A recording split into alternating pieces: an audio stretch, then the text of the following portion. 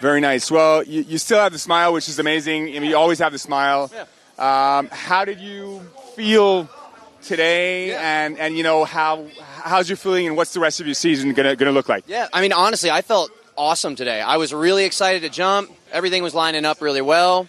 And I'm just really disappointed because that third attempt at 72, my watch at takeoff broke. And when I hit my takeoff and started swinging back, I saw a black thing flying through the air.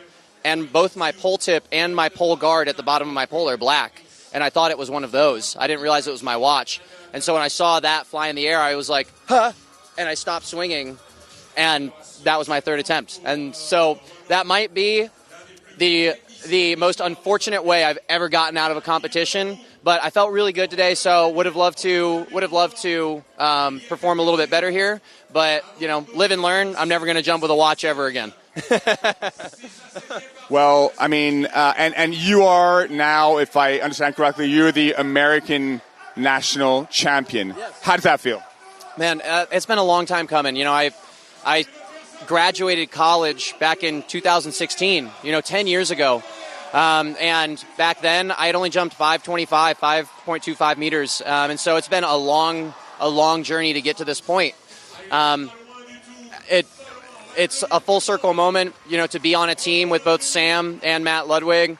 Matt Ludwig's one of my best friends in this sport.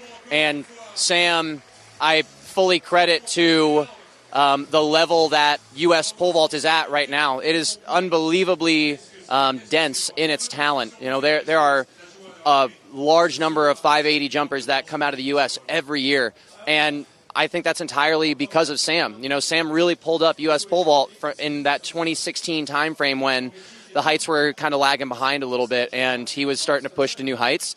And when you push to new heights, you get a little bit of a target on your back, and everyone knows that they have to step up a little bit. So I've looked up to him my entire post-collegiate career, and so to be on a team with him as well as my best friend in the sport is something really special. Wow, I think that's amazing. And now, basically, last question. I mean, what are your objectives still for the rest of this season and, I don't know, for these next 2-3 years, basically? Yeah, so the rest of the season, I have 2 more meets this trip. I have a meet on the 23rd, so in 4 days. And then I have a meet 5 days after on the 28th. And especially coming off of today where I felt so good, the goal is to feel that good in these next couple competitions. Both of them are going to be right on this same runway. And try and put up some high marks. I was looking to jump 70s and 80s this trip. I put up a couple 60s so far, so I'm lagging behind a little bit, especially after a big performance like the U.S. Championship.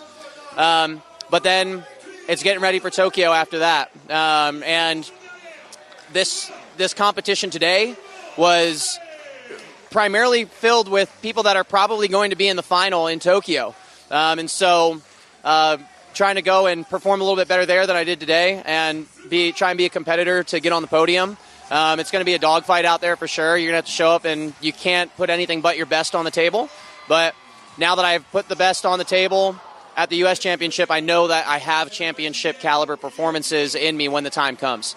And so just get through the trip healthy, try and jump high if I can, get some training in, and then get home, tighten things up just a little bit, and be ready to bring it for all I'm worth in Tokyo. Well, go for it, and I wish you all the best for the rest of the season and for these upcoming years. Well done. Thank you very much, brother. Always a pleasure. Thank you. Yeah.